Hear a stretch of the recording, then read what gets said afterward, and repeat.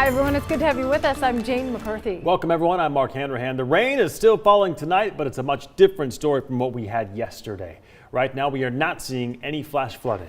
We are still, however, in a flood watch. Tom Sherry is standing by in the Weather Center with the very latest. Tom? Yeah, we had some very impressive rain totals yesterday, so let's kind of take a quick look at them. The west central area, and again, these are all kind of north of downtown, so a lot of this water that fell, almost 2¼ inches of rain. Of course, that all ponded up and rolled into downtown Spokane.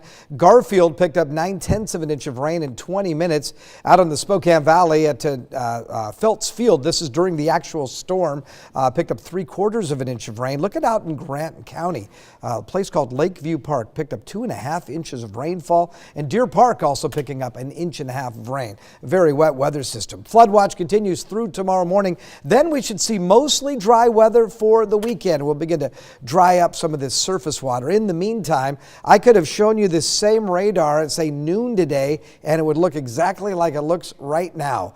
We just have had steady rain all morning, all afternoon, and all evening long. It's expected overnight as well, and then it will dry out by Saturday. We'll look for that early morning rain, then dry weather Saturday. High of 63 right now. It looks like most of Sunday should be dry. Showers developing Sunday night, but for the daytime hours, we'll look for a daytime high of about 68 degrees. I'll check the rest of your 10-day forecast in just a few minutes. Thank you, Tom. And if you were on the roads during the storm last night, you know how hard it was to navigate through the blinding rain and the flooded streets. Downtown Spokane saw a significant amount of street flooding. The water was so high in some areas it forced crews to shut down certain roads and reroute traffic. Of course, that caused a lot of backups. We also saw several cars that were stalled out in the floodwaters and then later had to be towed.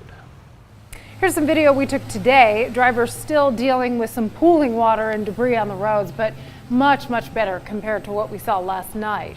While some people are working to move their stranded cars, others, like this man, trying to clear clogged drains. So you can see he's using a rake there to move the debris out of the way. The city of Spokane appreciates your help as long as you can do that safely. KREM 2's Amanda Rowley spoke with city leaders to find out more about the cleanup effort now. This intersection here at Francis and Canyon in North Spokane is a very different scene from what we saw last night.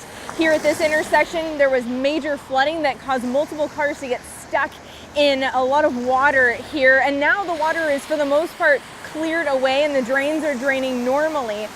But we did see some residents here yesterday trying to clear debris away from the clogged drain. Spokane city officials say that's okay. They welcome the help.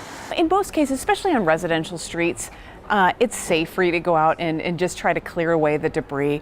You know, all of those loose pine needles and the flowering trees, all that stuff got knocked off the trees yesterday and did cause some clogging of drains. So as much as people can get out there and remove that, that helps the wastewater system. City spokesperson Marlene Feist says while clearing the drains helps, it's also important to make sure you're safe by being aware of traffic. But, you know, you really want to be paying attention to cars. You don't want anybody to get hit in that situation. City crews are out working to clean up debris and fix any clogged drains the flooding caused last night. We put the rough road sign right here. In fact, cleanup on 5th and Walnut closed off access to the I-90 on-ramp for most of the day today. City officials say, though, it's expected to reopen by the evening commute. Feist says city crews do routine checks to ensure the drains are working properly. Certainly there are places that they are aware of that more frequently get clogged, and they go out and they clear those. We do that in the winter time too. They have those big vac trucks that can take care of lots of problems, and also yesterday they were just out with shovels clearing storm drains just like anybody else. Amanda Rowley, KREM 2 News. We certainly appreciate their work. By the way, that on-ramp is back open this evening, but here's a look at the Maple Street on-ramp right here. It was one of the hardest hit areas during yesterday's flooding, but it's back up and running after crews were able to clean up that debris today. Meteorologist Thomas Patrick joins us now from that area with an update. Thomas? Hey there, Jane and Mark. Now, I'll admit I don't have an umbrella out here, but like in true Pacific Northwest fashion, I haven't seen anyone else. We can tough out a little bit of light rain, which is what we're getting right now. So we haven't seen any re-aggravation of any flooded areas like this intersection. So this is Walnut and 4th Avenue. It was underwater about 24 hours ago. Not so much today. But the only thing I am noticing, see that little patch of dirt right by the crosswalk? That was deposited due to the flooding from last night. That's on kind of the shoulder of the road. I also noticed there is a bit of a pond on the shoulder on 4th Avenue itself. So if you are driving into those little puddles, you don't want to hit it at full speed. That might cause you to lose control of your car. So just mind that. Other closed roads that are still closed from yesterday's flooding. And one other thing before I toss it back to you, turn your headlights on. Your automatic beams in your car might not actually turn on, so you will want to remember that to help other drivers see you on the roadways. I'm meteorologist Thomas Patrick reporting live from Spokane. Back to you in the studio.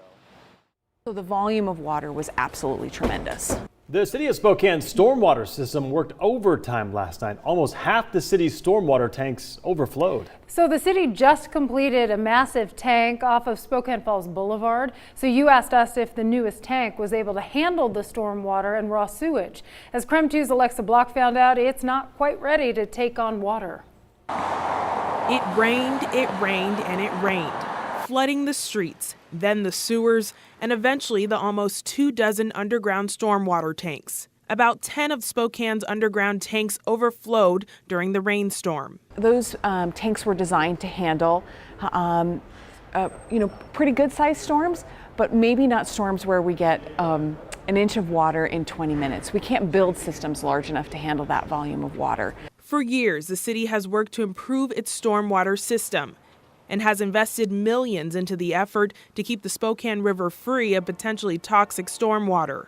The tanks are designed to hold untreated stormwater and raw sewage until they can be treated. It's not the water itself, it's what it picks up when it travels on our streets and through parking lots. It's road oils, it's dirt, it's debris. The 2 million gallon tank on Spokane Falls Boulevard was recently completed, but it hasn't been fully hooked up to the sewer system yet. The tank essentially is constructed, and what they're doing right now is they're making the pipe connection to that tank. 2 other tanks near East Sprague are still under construction, and another at First and Adams collected some water, but it hasn't quite been finished.